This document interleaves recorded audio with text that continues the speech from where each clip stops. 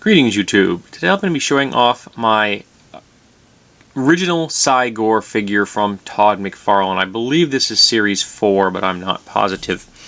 And he originally came with some body armor that I have removed because I thought the body armor looked really silly, and I actually have no idea where the body armor is at this point.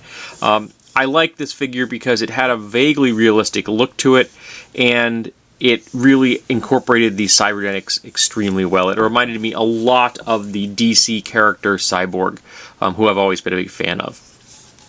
But you can see that the original, the detailing of the actual animal itself is fairly well done, and the detailing of all the different technology is quite well executed. You have like the actuators here, you can see them, and a lot of the cabling, and of course this left leg, which is purely robotic, I think is quite well done. You have the body sheathed in armor in many places, though I think a gorilla without its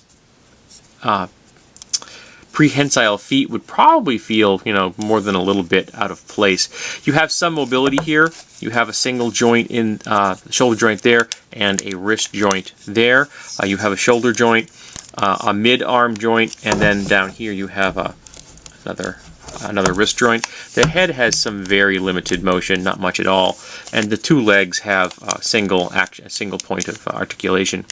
And it does stand, very well, very comfortable, and it's quite easy to, put it into a very threatening pose if you want, or you could actually put it into the classic semi-bipedal stance, knuckle on the ground kind of stance, which is what this positioning is for right there. I always put them in the vertical position. I like them standing up. I'm a fan of the anthropomorphic aspect of this figure more than the realistic animal that's been, modified by science. But I like the cyborg character. He was one of the first ones I really thought, I was really happy to see, because they were taking this.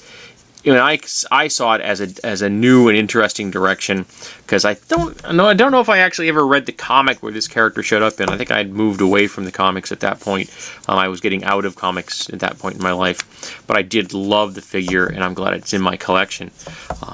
I just don't have him on display because I have limited display space, though I guess I could take off some of the things I have on one of my shelves and put up some more figures. I'll have to decide which one. I may put him in rotation or something. Cy-Gor was one of my first true